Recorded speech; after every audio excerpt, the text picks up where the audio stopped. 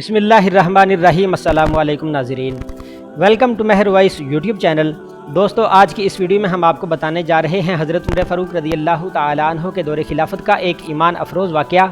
Video شروع کرنے سے پہلے حسب روایت آپ لوگوں سے گزارش ہے کہ اگر ابھی تک مہر وائس یوٹیوب چینل کو سبسکرائب نہیں کیا تو برائے مہربانی اسے سبسکرائب لازمی کر لیں تاکہ اس طرح کی ہر آنے والی نئی ویڈیو آپ تک بر وقت پہنچ سکے۔ آئیے چلتے ہیں ویڈیو کی طرف۔ حضرت عمر فاروق رضی اللہ تعالی عنہ کے دور خلافت کا ایک ایمان افروز واقعہ۔ امیر المؤمنین حضرت عمر بن خطاب رضی اللہ تعالی عنہ نے ایک مرتبہ شدید سرد اور تاریک رات میں ایک جگہ آگ روشن دیکھی، چنانچہ وہاں تشریف لے گئے۔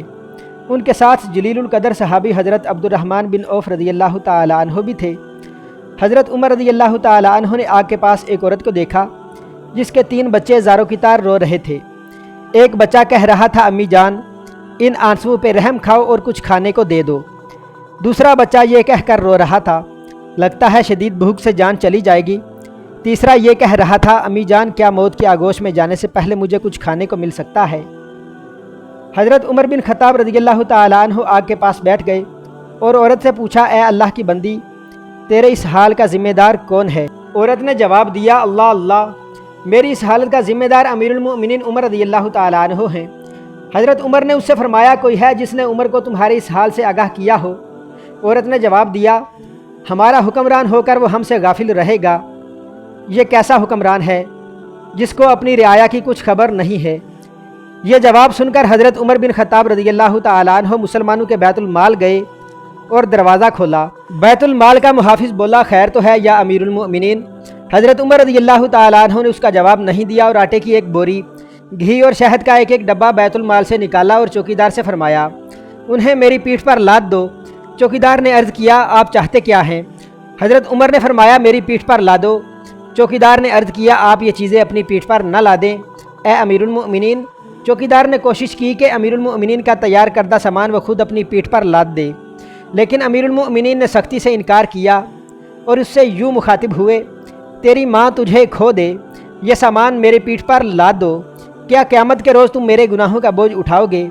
یہ کہہ کر حضرت عمر رضی اللہ تعالیٰ عنہ نے آٹا، گھی اور شہد اپنی پیٹھ پر لاد لیا۔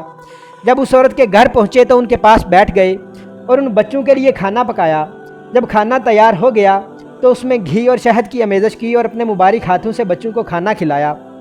یہ منظر دیکھ کر ان یتیم بچوں کی ماں کہنے لگی، قسم اللہ کی تم عمر سے کئی گنا زیادہ منصب خلافت کے اہل ہو۔ حضرت عمر رضی اللہ تعالیٰ عنہ نے اس سے فرمایا، اے اللہ کی بندی، کل عمر کے پاس جا، وہاں میں ہوں گا اور تمہارے معاملات کے متعلق اس سے سفارش کروں گا۔ یہ کہہ کر حضرت عمر رضی اللہ تعالیٰ عنہ واپس آ گئے اور ایک چٹان کے پیچھے آ کر بیٹھے رہے اور ان بچوں کو دیکھتے رہے۔ حضرت عبد الرحمن بن عوف رضی اللہ تعالیٰ عنہ نے حضرت عمر رضی اللہ تعالیٰ عنہ سے کہا، آئیے واپس چلتے ہیں کیونکہ رات بہت ٹھنڈی ہے۔ حضرت عمر رضی اللہ تعالیٰ عنہ نے فرمایا، اللہ کی قسم میں اپنی جگہ اس وقت تک نہیں چھوڑوں گا جب تک ان بچوں کو ہنستا ہوا نہ دیکھ لوں جیسے میں نے آتے وقت انہیں روتے ہوئے دیکھا تھا۔ جب اگلے روز کا سورج طلوع ہوا تو ان یتیم بچوں کی ماں دربار خلافت میں گئی۔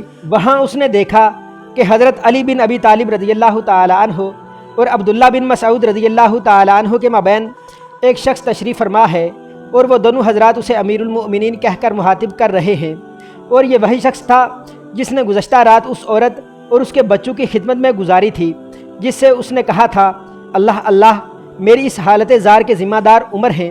چنانچہ جب عورت کی نگاہ حضرت عمر پر پڑی تو گویا اس کے پاؤں تلے سے زمین کھسک گئی۔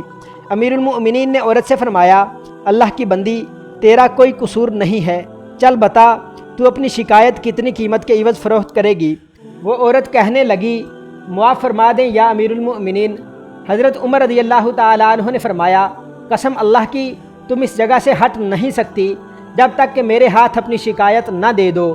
بالآخر حضرت عمر رضی اللہ تعالیٰ عنہ نے اس بیوہ خاتون کی شکایت اپنے مال خاص سے 600 درہم کے عوض خرید لی اور حضرت علی بن ابی طالب کو کاغذ قلم لانے کا حکم دیا اور یہ تحریر قلم بند کروائی، ہم علی اور ابن مسعود اس بات پر گواہ ہیں کہ فلاں عورت نے اپنی شکایت امیر المؤمنین عمر بن خطاب کے ہاتھ فروخت کر دی ہے۔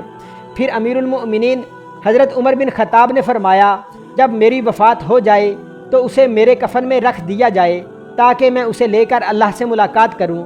یہ تھے ہمارے حکمران جو عوام کی جان و مال کے نگہبان تھے اور اپنی رعایا کا خیال رکھنے میں کتنے سنجیدہ اور خود کو کتنا ذمہ دار سمجھتے تھے۔ اللہ پاک ہمیں بھی ایسے ہی حکمران عطا فرمائے، آمین یا رب العالمین۔